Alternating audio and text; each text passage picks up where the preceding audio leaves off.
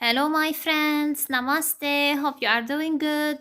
Welcome to my channel, and today I'm back with a new video about India. I will react to why India is great part 3 as you recommend to me. So we will watch it together. I hope you will enjoy. 3, 2, 1. Let's go.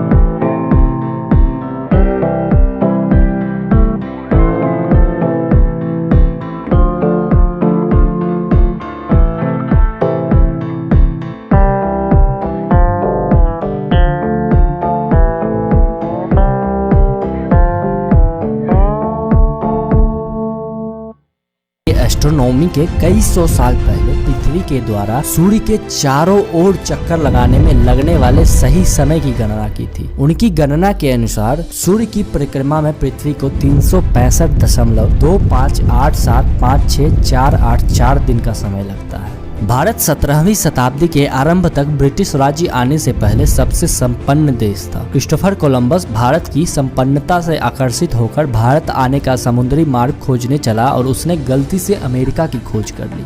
आजकल के लोग अपनी सुंदरता को लेकर बहुत चिंतित रहते हैं और जिसके पास धन है वो सुंदर बनने के लिए प्लास्टिक सर्जरी तक भी करवाता है। पर क्या आपको पता है कि प्लास्टिक सर्जरी का आविष्कार भारत में ही हुआ था? सुश्रुत को फादर ऑफ सर्जिकल मेडिसिन माना जाता है। लगभग 2600 वर्ष पहले सुश्रुत और उनके सहयोगियों ने cataract, prostate, liver, fracture, bladder stone, plastic surgery और ब्रेन सर्जरी जैसे बड़े बड़े सर्जरी का इजाद किया। विश्व का सबसे प्रथम विश्वविद्यालय 700 BC में तक्षशिला में स्थापित किया गया था। इसमें 60 से अधिक विषयों में 10,500 से अधिक छात्र दुनिया भर से आकर अध्ययन करते थे। नालंदा विश्वविद्यालय 4वीं शताब्दी में स्थापित किया गया था, जो शिक्षा के क्षेत्र में प्राचीन भारत की महानतम उपलब्धियों में से एक है। क्या आपने कभी चेस खेला है? अगर हाँ तो आपको ये जानकर खुशी होगी कि इसका आविष्कार भारत में ही हुआ था। पर आपको ये पता है कि सबसे पहले चेस का आविष्कार त्रेता युग में ही हुआ था। और यह जानकर आश्चर्य होगा कि इसका आविष्कार रावण की पत्नी मंदोदरी ने सबसे पहले किया था। पौराणिक शास्त्रों के अनुसार इस खेल का आविष्कार लंका के राजा रावण की रानी मंदोदरी ने इस उद्देश्य से किया था कि उसका पति रावण अपना सारा समय युद्ध में व्यतीत न कर सके। एल्जेब्रा, ट्रिग्नोमेट्री और कैलकुलस का अध्ययन सबसे पहले भारत में ही आरंभ हुआ था और h² = p² + b², जिसे आज हम पाइथागोरस थ्योरम के नाम से भी जानते हैं, उस पाइथागोरस थ्योरम को भारतीय गणितज्ञ बुधायन द्वारा ज्ञात किया गया था और उन्होंने इसकी खोज 6वीं शताब्दी में की थी, जो कि यूरोपीय गणितज्ञों से काफी पहले की गई थी। सांप सीढ़ी का खेल 13वीं शताब्दी में संत ज्ञानदेव द्वारा तैयार किया गया था। इसे मूल रूप से मोक्ष पट कहते थे। इस खेल में सीढ़ियां वरदानों का प्रतिनिधित्व करती थी, जबकि सांप अवगुणों को दर्शाते थे। इस खेल को कौड़ियों तथा पाशों के साथ खेला जाता था। आगे चलकर इस खेल में कई बदलाव किए गए, परंतु इसका अर्थ वही रह जाता है, अर्थात अच्छे काम लोगों को स्वर्ग की ओर ले जाते हैं, जबकि बुरे काम दोबारा जन्म चक्र में डाल देते हैं। जैन धर्म और बौद्ध धर्म की स्थापना भारत में क्रमशः 600 बीसी और 500 बीसी में हुई थी। युद्ध कलाओं का विकास सबसे पहले भारत में ही किया गया था और ये बौद्ध धर्म प्रचारकों द्वारा पूरे एशिया में फैलाई गई। भारत ने दुनिया को योगा दिया, जो कि 5000 वर्ष से भी अधिक पहले का है। अब ये तो हो गई पुरानी बातें, आइए चलते हैं नए भारत की ओर, जिसे हम इंडिया के नाम से जानते हैं। भारत का नाम इंडिया इंडस रिवर यानी कि सिंधु नदी से लिया गया है। अंग्रेजों को भारत के सभी पुराने नाम का उच्चारण करने में कठिनाइयां आई, इसलिए उन्होंने भारत को अपने हिसाब से नाम देने की कोशिश की। जब अंग्रेजों को पता चला कि भारत की पुरानी सभ्यता सिंधु घाटी को इंडस वैली भी कहते हैं, जिसका लैटिन भाषा में अर्थ इंडिया रखा गया है, तो उन्होंने भारत को इंडिया कहना शुरू कर दिया। हीरे की खोज सबसे पहले भारत में ही हुई थी। 1968 तक हीरा आधिकारिक तौर पर इंडिया में ही पाया जाता था। इंडिया के पहले रॉकेट को एक साइकिल पर और सैटेलाइट को एक बैलगाड़ी पर लाया गया था। हमारे वैज्ञानिक आसमान को मुट्ठी में करने के सफर पर साइकिल और बैलगाड़ी के जरिए निकले थे। इससे भी ज्यादा रोमांचकारी बात यह है कि भारत ने पहले रॉकेट के लिए नारियल के पेड़ों का लॉन्चिंग पैड बनाया था।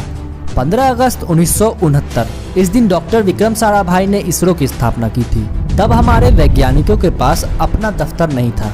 वो एक कैथोलिक चर्च सेंट मैरी के मुख्य कार्यालय में बैठकर सारी प्लानिंग करते थे।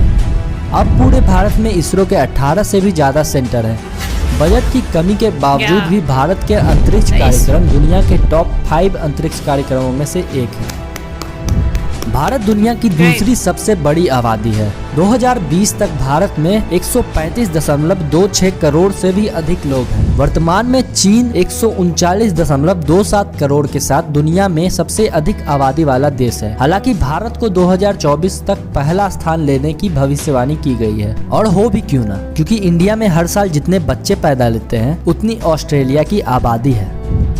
दुनिया भर में सबसे ज्यादा मस्जिदें भारत में ही है, जिसकी संख्या लगभग 3 लाख से भी अधिक है। गाय हमारी माता है, बचपन से ही हमें बताया गया है, और आज भारत दुनिया में दूध का सबसे बड़ा उत्पादक है। यहाँ सालाना लगभग 187 मिलियन मैट्रिक टन दूध का उत्पादन होता है। आज भारत की अर्थव्यवस्था विश्व की तीसरी सबसे बड़ी अर्थव्यवस्था है।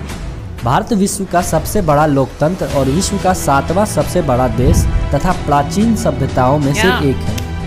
गंगा, यमुना, सरस्वती यानी कि संगम। कहते हैं कि संगम में डुबकी लगाने वाले का सारा पाप धुल जाता है। भारत में हर 12 वर्ष के बाद एक धार्मिक कुंभ मेला होता है, और दुनिया में लोगों का सबसे बड़ा जमावड़ा यहीं लगता है, और ये जमावड़ा लगभग 120 मिलियन लोगों का होता है। मेले का जमावड़ा इतना बड़ा होता है कि इसको अंतरिक्ष से भी देखा जा सकता है ना कमाल की बात। अब ये सुनिए, पूरे भारत में हजारों भाषाएं बोली जाती है। हिंदी और अंग्रेजी आधिकारिक भाषा होने के साथ यहाँ अन्य 22 मान्यता प्राप्त भाषाएं हैं। हालांकि देश भर में 20,000 से भी अधिक ज्ञात भाषाएं और बोलियां हैं। हिंदी दुनिया में चौथी सबसे अधिक बोली जाने वाली भाषा है, और अंग्रेजी दुनिया भर में सबसे ज्यादा भारत में ही बोली जाती है। हमारे भारत में देश की सेवा करने का इतना जुनून है लोगों में कि वो सेना में भर्ती होने के लिए अपनी जी जान लगा देते हैं, और यही वीरता हमें वर्तमान में दुनिया की तीसरी सबसे बड़ी सैन्य शक्ति बनाती है, जिसमें करीब 1.39 मिलियन से भी अधिक सक्रिय सैनिक हैं। और यही नहीं, भारत दुनिया का सबसे बड़ा हथियार निर्यातक देश है, और पूरे भारत ने अपने 1 लाख वर्षों के इतिहास में किसी भी देश पर पहले हमला नहीं किया। हमारे भूतपूर्व राष्ट्रपति APJ अब्दुल कलाम के सम्मान में 26 मई को स्विट्जरलैंड में विज्ञान दिवस मनाया जाता है।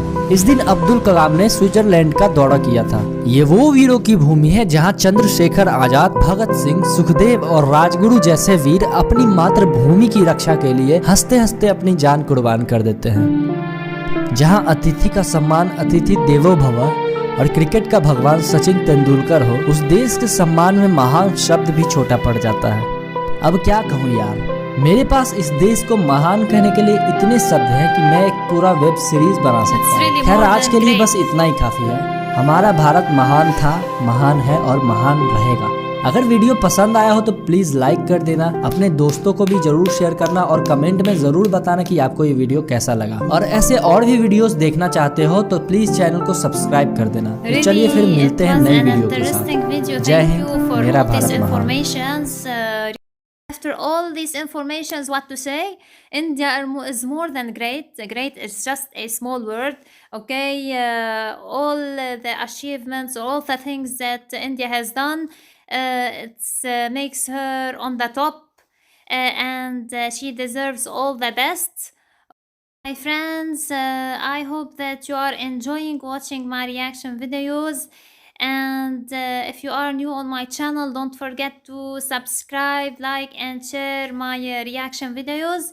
And I'm thinking to do a reaction video on Indian Army. So what do you think? If you have any recommendations, you can mention it in the comments.